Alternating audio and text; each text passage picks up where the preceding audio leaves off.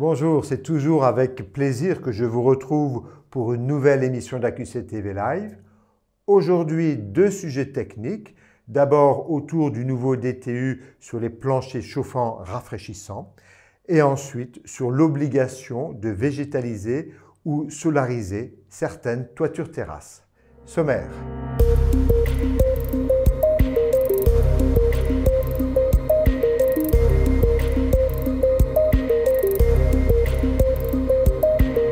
Premier sujet, le nouveau DTU sur les planchers chauffants et rafraîchissants.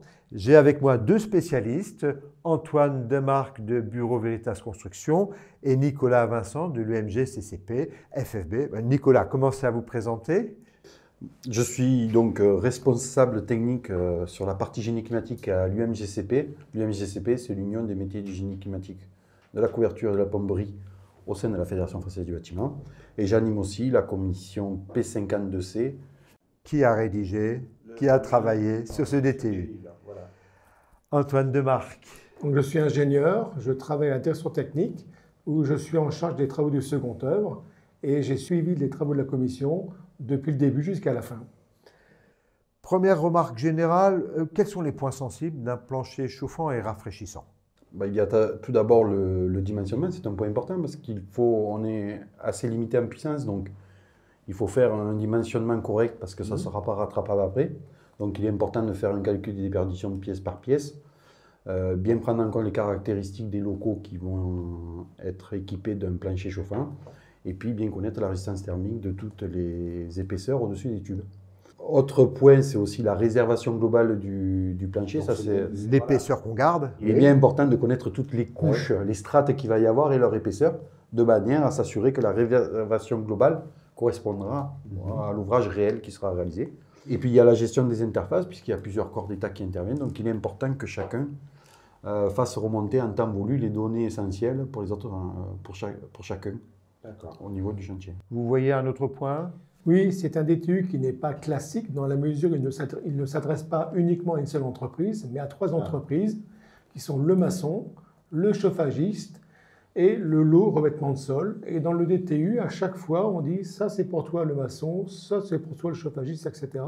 Donc chaque chapitre, chaque alinéa, on indique ce que chacun doit faire afin d'avoir un ouvrage qui fonctionne. Donc trois métiers concernés. Alors, quels sont les principaux changements maintenant qui sont intervenus dans ce DTU? Alors, de façon générale, les lots de co sont toujours classés P3 au sens du classement UPEC. Par contre, a été ajouté les aires sportives, les aires de jeu des salles de sport ont été intégrées dans ce DTU, c'est une nouveauté. Également, on a repris toutes les prescriptions des revêtements de sol qui concernaient les planchers chauffants et les planchers chauffants rafraîchissants afin d'avoir un document autoporteur. D'accord. Et qu'est-ce qui change sur les supports? Alors sur les supports, on en a du coup rajouté un au niveau du champ d'application. Donc il y a le type B qui est venu se rajouter au type A et C. Au niveau nouveauté, il y a aussi l'intégration du rafraîchissement, ce qui n'était pas le cas jusqu'à présent. Une meilleure prise en compte aussi des dalles à plot et des canalisations en matériaux de synthèse, dont les canalisations multicouches. Sachant que ce sont des équipements qui sont tombés dans le domaine traditionnel, donc en 2016 et 2017, et ne bénéficient plus d'avis technique. Et pour terminer, il y a une évolution sur la forme. Il y a désormais 4 parties. Donc il y a la forme du DTU. Voilà.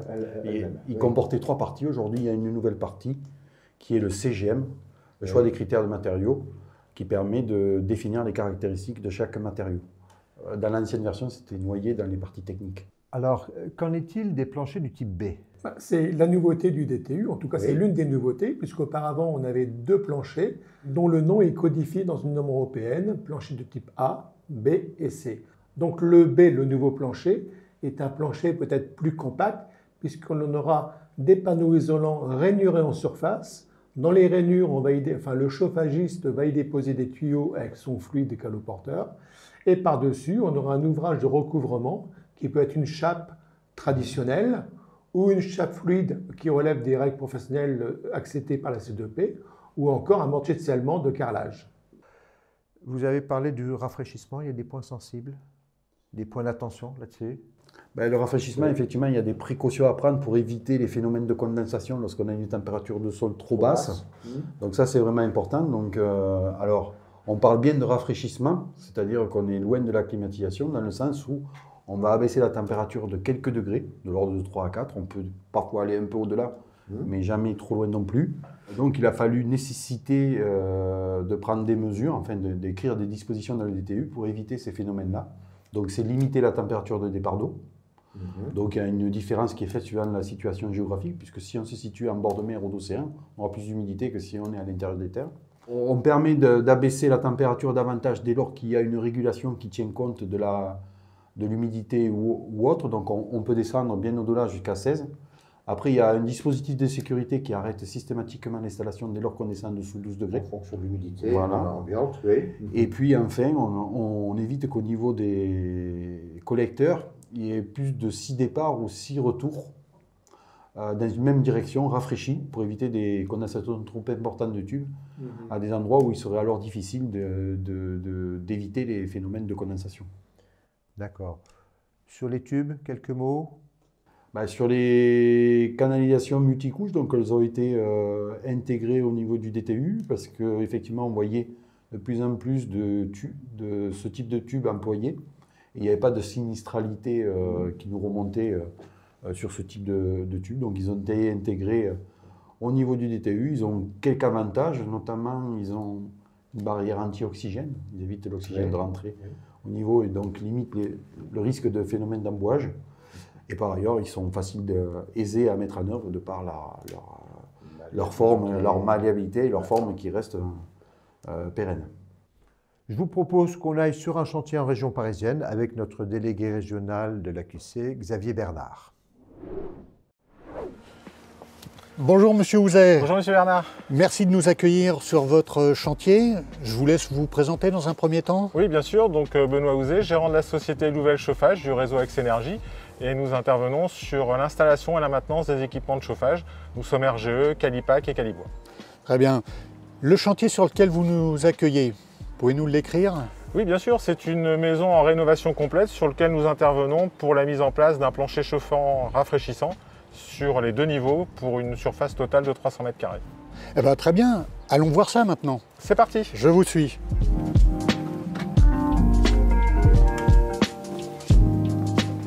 Quand on est vous passez à la phase de mise en œuvre. Quels sont les points de vigilance, les points particuliers sur lesquels vous avez porté votre attention? Alors, le premier critère, c'est la planalité du support. C'est-à-dire qu'il faut véritablement avoir un niveau qui soit parfaitement plat.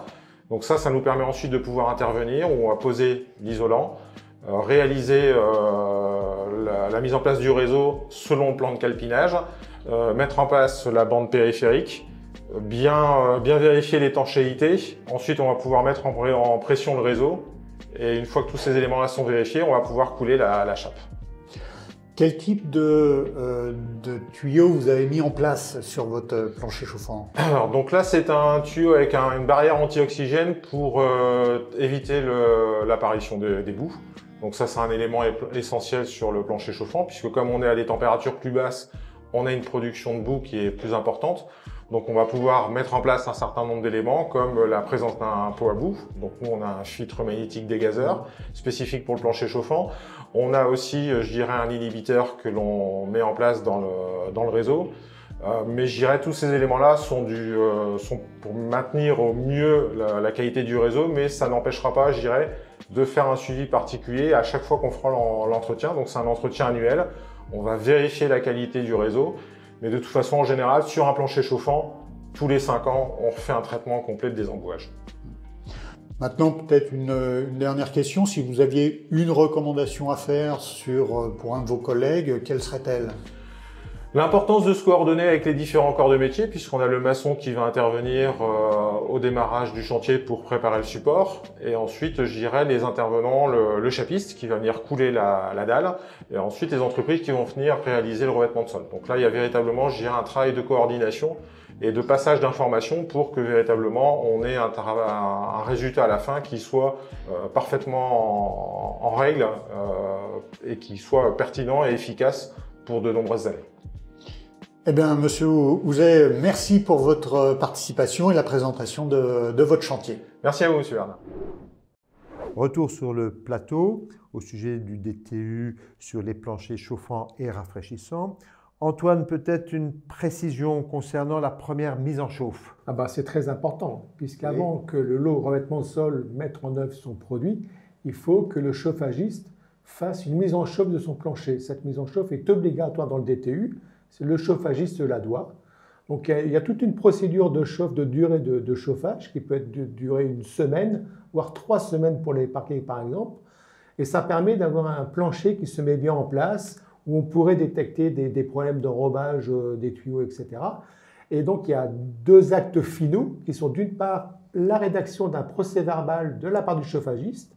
Ce procès-verbal est donné au maître d'ouvrage et au lot revêtement de sol, afin que l'on puisse avoir la certitude que l'épreuve a été menée à terme. Et également, le chauffagiste doit afficher sur le chantier, à l'attention des compagnons, le fait que l'acte de première chauffe a été fait. L'acte a été fait sur le chantier afin que tout le monde ait la certitude qu'il n'y a pas eu d'impasse sur le sujet. Point essentiel donc pour la qualité de cet ouvrage. Un dernier mot peut-être sur l'entretien-maintenance? Oui, même si le plancher ne se voit pas, il y a quand même un entretien qui est à réaliser à minima. L'idéal, c'est annuellement. Et ça se fait en général en même temps que le générateur auquel il est raccordé. Donc c'est essentiellement nettoyer les filtres, les pots à bout, regarder la qualité d'eau, pH, turbidité, pour voir s'il n'y a pas des phénomènes d'embouage qui pourraient arriver, vérifier que la pression de service est bonne au niveau du réseau hydraulique, donc peut-être agir sur le vase d'expansion, puis au niveau des collecteurs, éventuellement faire une purge et vérifier l'équilibrage. D'accord, merci. Merci Nicolas Vincent de l'UMGCCP FFB pour toutes ces précisions et merci à vous Antoine Demarque de Bureau Veritas Construction. Je vous propose maintenant de découvrir un nouveau numéro de la revue Qualité Construction. Notre dernier numéro de la revue Qualité Construction vient de paraître. Au sommaire notamment, un article sur le village des médias conçu pour les Jeux de Paris 2024. Un point sur une solution innovante pour financer des travaux d'économie d'énergie des bâtiments publics. Une enquête sur la mise en œuvre de la RE 2020. Et enfin, un focus sur les nouvelles dispositions législatives en faveur des énergies renouvelables. Nous vous proposons en lecture gratuite sur notre site un article sur les actions à mettre en œuvre pour lutter contre les îlots de chaleur urbains. À l'heure où les canicules augmentent en nombre et en intensité, quelle stratégie adopter ? Les initiatives locales se multiplient et démontrent l'intérêt de combiner plusieurs solutions. Retrouvez toutes nos offres d'abonnement à la revue sur notre site internet qualitéconstruction.com. Retour sur le plateau d'AQC TV Live pour le second sujet technique autour de la végétalisation ou solarisation des toitures terrasses. Nous voulions évoquer ce sujet parce qu'il y a un nouveau contexte réglementaire. Pour cela, nous sommes partis à Lyon, au CEREMA, rencontrer Cédric Lantillon avec notre délégué régional Sylvain Mangili.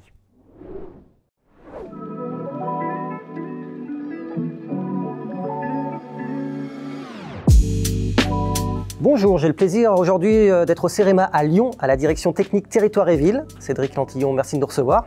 Avant de rentrer dans le vif du sujet, est-ce que vous pouvez nous rappeler, nous présenter rapidement le CEREMA, ses missions et notamment celle du département bâtiment durable dont vous êtes le directeur adjoint? Bonjour, le CEREMA est un établissement public d'expertise de haut niveau au service de la transition et de l'adaptation des territoires. Alors, nous sommes venus à votre rencontre aujourd'hui parce qu'on entend beaucoup parler d'obligations nouvelles de végétaliser, de solariser les bâtiments. Est-ce que vous pouvez nous rappeler dans quel contexte cette obligation est apparue? Oui, nous entrons dans une période où le bâtiment ne doit plus être vu comme un consommateur, mais également comme un producteur d'énergie ou un facteur de reconquête de la biodiversité. Introduit en 2019, cette exigence a été modulée par 2 grandes lois, la loi climat résilience et puis la loi sur l'accélération de la production des énergies renouvelables en 2023. Ces objectifs-là ont été codifiés dans le Code de la construction aux articles L171.4 et L171.5.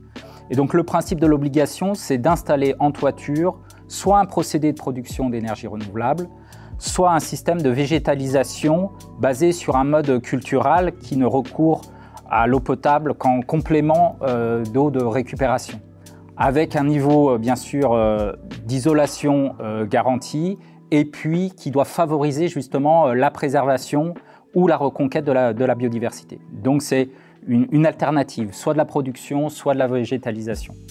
Ces textes, bien sûr, prévoient des décrets et des arrêtés d'application. Et donc, depuis le 1er janvier 2024, certaines catégories de bâtiments neufs ou rénovations lourdes sont soumis à cette obligation d'une partie de leur toiture qui doit avoir ce type d'installation. Le premier sujet, c'est le périmètre. Donc, dans un premier temps, le périmètre à partir du 1er janvier 2024, ce sont les constructions de bâtiments neufs à usage commercial, industriel, les entrepôts, les parcs de stationnement couverts de plus de 500 m² et les bâtiments de plus de 1000 m². Donc ça, actuellement, c'est l'obligation.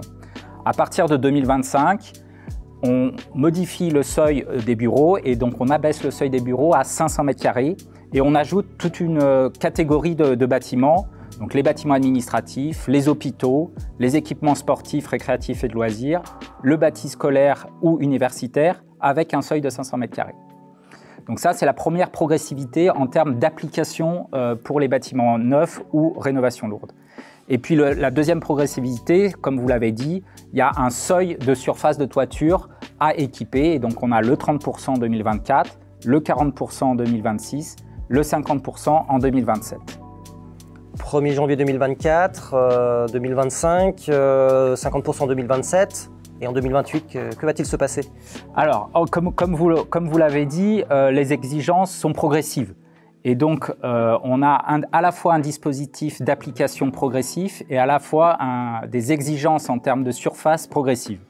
Et justement, à partir du 1er janvier 2028, on a une obligation qui est déjà inscrite par la loi, qui est d'appliquer en fait ce dispositif aux bâtis existants. Et donc sur vraisemblablement le même périmètre de bâtiment, avec un seuil de surface aujourd'hui qui serait de l'ordre de 30%, et puis bien sûr un régime d'exemption qui est en cours de définition. Donc cela s'applique aux bâtiments existants, à la rénovation. Vous parlez d'exemption, j'imagine que ça va être des questions de sécurité, de faisabilité. En effet, pour l'application en fait de ces obligations, il y a tout un régime d'exemption qui est déjà prédéfini et qui sera en cours de définition de manière plus précise. On a 4 grandes catégories d'exemption. L'incompatibilité liée à des prescriptions architecturales ou patrimoniales, des conditions économiques qui seraient non soutenables, et donc avec un système de calcul de surcoût d'installation, avec un seuil inférieur à 15%. Des difficultés techniques surjustificatives, donc on peut évoquer par exemple des problématiques de pérennité de l'ouvrage ou des problématiques de disponibilité de toiture, et puis également des conditions de sécurité. Et donc tous ces dispositifs de dérogation devront être justifiés par un système d'attestation de la part du maître d'ouvrage. Est-ce qu'il y a des ressources, un site où les acteurs peuvent aller se renseigner et creuser la question? Alors, le site aujourd'hui qui fait référence sur ce sujet réglementaire, c'est le site rtre-bâtiment.gouv.fr, qui est vraiment le site de référence dans lequel il y a déjà des articles qui permettent de détailler justement ces exigences-là. Et puis, vous pouvez également connaître le potentiel de solarisation de vos bâtiments en utilisant par exemple le portail cartographique que nous avons développé avec l'IGN. Les questions que vont se poser les gestionnaires de parcs, c'est est-ce que j'ai une bonne connaissance des caractéristiques de mes toitures pour identifier justement ce potentiel de production ou de végétalisation, mais également des questions par exemple de conflit d'usage entre surélévation ou équipement des toitures par exemple, et puis la question de la soutenabilité de l'exigence à l'échelle de parc complet, puisque le seuil est à plus de 500 m², pour ces bâtiments-là, donc ça peut représenter une masse importante à partir du 1er janvier 2028. J'imagine que pour cette dernière catégorie, le CEREMA peut être consulté et peut apporter des choses. Oui, donc nous restons bien sûr à disposition puisque ces nouvelles exigences font partie du panel d'exigences qui doivent être intégrées notamment dans des schémas directeurs immobiliers. Et donc les équipes locales du CEREMA sont à disposition pour accompagner justement les territoires dans ces questions. Merci Cédric Lantillon pour ce décryptage d'un sujet tout à fait d'actualité. Maintenant qu'on a pris connaissance du contexte réglementaire, je vous propose d'aller sur un chantier en région parisienne, à Nanterre. J'ai rencontré Aurélien Solé, professionnel représentant la Chambre syndicale française de l'étanchéité.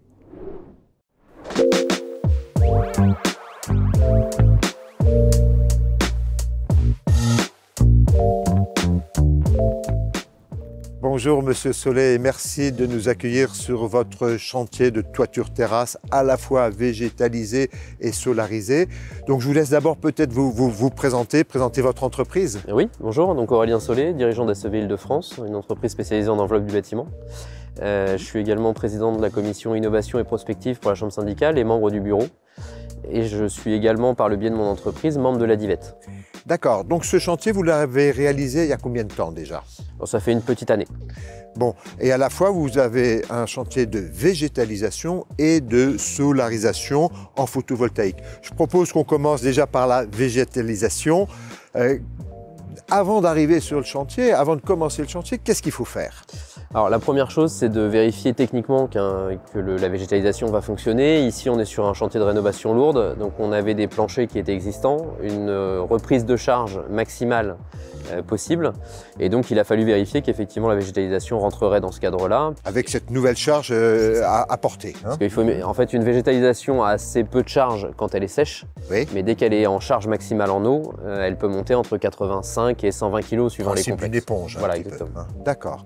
Donc il faut vérifier la structure. Est-ce qu'il y a d'autres points à vérifier avant le chantier? Alors après, avant le chantier, pas spécifiquement, plutôt en cours de chantier où il faut, en termes d'installation, s'assurer certaines règles techniques. Alors justement, allons-y. Quels sont les points délicats, les points d'attention? Alors déjà la bande stérile qui est une obligation minimale, on va dire, oui. 40 cm en périphérie de chaque ouvrage technique, oui. Que ce soit les EP, que ce soit les relevés d'étanchéité, etc. Tout ça pour une question d'entretien futur. Par ailleurs, au niveau du système d'étanchéité mis en œuvre, vous devez avoir un isolant de classe C minimum pour une classe. Donc vis-à-vis de la compression, c'est ça? Tout à fait, vis-à-vis de la compression. Isolant thermique. Hein. Et un complexe dit anti-racine qui va empêcher la racine de perforer la membrane d'étanchéité. Voilà. Est-ce qu'il y a d'autres points? Sur la partie technique, en amont, pas spécifiquement. Ce qu'on pourrait rajouter, c'est qu'en fonction des systèmes, la végétalisation est très vaste. Donc on peut avoir des systèmes qui sont soit pré-cultivés, soit cultivés sur site, entre guillemets. Oui. Donc ici, on est sur un système de semis qui se cultive sur site. C'est-à-dire qu'on vient semer une fois le substrat mis en œuvre. On a un temps de végétalisation qui va de 18 à 24 mois pour atteindre une végétalisation convenable sur la toiture. D'accord, donc ça commence à pousser. Voilà, là on est en début de pousse qui arrive. C'est ça. Et puis après on a des systèmes précultivés qui arrivent sur chantier soit sous forme de rouleau, soit sous forme de cassette, qui ont l'avantage d'amener un couvert végétal d'à peu près 80% dès le jour de la pose. Alors on peut choisir n'importe quel type de végétation? Alors sur la partie typologie de végétalisation, oui. Vous pouvez aller sur que vous soyez sur du semi ou du précultivé, ça n'a pas d'impact direct sur le calcul, etc. Après, si vous voulez aller sur des végétalisations un peu plus spécifiques, je pense à de l'agriculture urbaine, des choses comme ça, là vous pouvez avoir des épaisseurs de substrat qui vont être beaucoup plus importantes. Qui dit épaisseur importante dit poids beaucoup plus important. Et là, on risque d'être limité par la typologie du bâtiment ou dans la construction neuve, en tout cas, il faudra l'inclure. Il faut être attentif à cela. Et ensuite, dans la période de vie du bâtiment, on l'entretient comment? Alors en termes d'entretien, vous avez plusieurs éléments. D'abord l'entretien de l'étanchéité en elle-même, qui est une obligation assurantielle pour le maître d'ouvrage, qui doit être réalisé au minimum une fois par an par une entreprise spécialisée, avec rapport, etc. Donc là, on va vérifier les relevés d'étanchéité, on va s'assurer qu'il n'y ait pas de végétalisation qui soit partie dans les bandes stériles, etc. Et dans un second temps, vous avez l'entretien de la végétalisation en elle-même. Donc là, pas d'obligation directe au choix du maître d'ouvrage de faire son entretien comme il le souhaite, mais s'il veut que ça vive et que ça prenne, il a tout intérêt à le faire. Nous, on préconise 3 passages par an, dans l'idéal, surtout les premières années de vie de la végétalisation, pour une bonne implantation. Oui. Un arrosage au bout de 3 semaines sans pluie consécutive. Ah oui. Là, c'est important. Donc on va prévoir des systèmes d'arrosage. C'est ça, vous pourrez voir qu'il y a des arrivées d'eau à peu près partout dans sur les toitures. Il faut savoir que dans le sud, vous avez également des obligations d'irrigation de vos toitures. Donc Oui. il y a un système d'arrosage intégré. Nous, on n'a pas ces obligations par ici. Par contre, on peut constater qu'on a des arrivées d'eau régulières sur les toitures et généralement à moins de 20 mètres de tous les points de la terrasse. D'accord. Je vous propose qu'on passe maintenant à la partie solarisation. Donc ici, le choix a été fait d'une solarisation photovoltaïque. Ça pourrait être thermique, mais parlons du photovoltaïque là aussi. Donc déjà, peut-être avant le chantier, est-ce qu'il y a des points importants? Oui, alors avant le chantier, le premier point d'attention, c'est de se mettre d'accord sur la typologie de photovoltaïque qui va être mise en œuvre et surtout sur la typologie d'intégration. Oui. On a soit des intégrations comme elles sont faites ici, soit des photovoltaïques rapportés. Donc ce n'est pas les mêmes obligations. L'intégration, vous allez avoir une obligation d'accord entre le système de photovoltaïque et le système d'étanchéité qui est en dessous. Sur un système rapporté, c'est plutôt des points d'attention qui vont se rapporter au DTU 43.1. Oui. Ou 43.3 ou 43.4 en fonction du support, mais en tout cas qui vont se rapporter à un DTU classique de notre métier.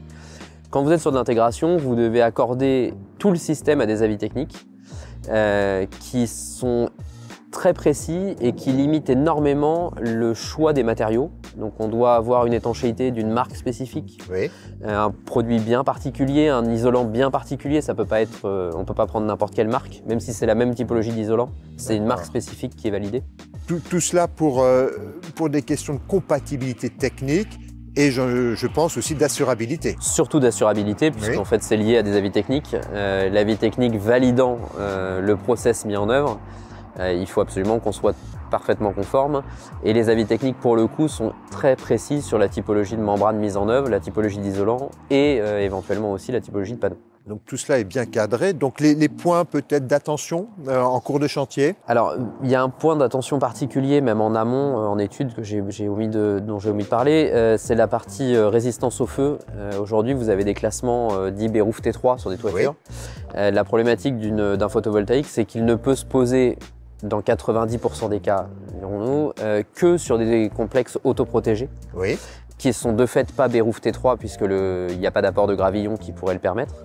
Et donc ça impose également d'aller chercher des membranes spécifiques qui permettent de tenir et d'obtenir ce label.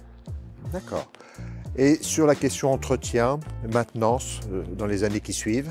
Alors sur la partie étanchéité, même typologique pour la partie végétalisation, entretien annuel une fois par an. Les relevés, etc. Oui. Sur la partie photovoltaïque, c'est plutôt les entreprises d'électricité qui s'en occupent, mais des grands principes, c'est le nettoyage, la vérification du bon fonctionnement régulier des panneaux, et puis l'entretien de la centrale. Merci Monsieur Solé pour toutes ces précisions. Cette émission touche maintenant à sa fin.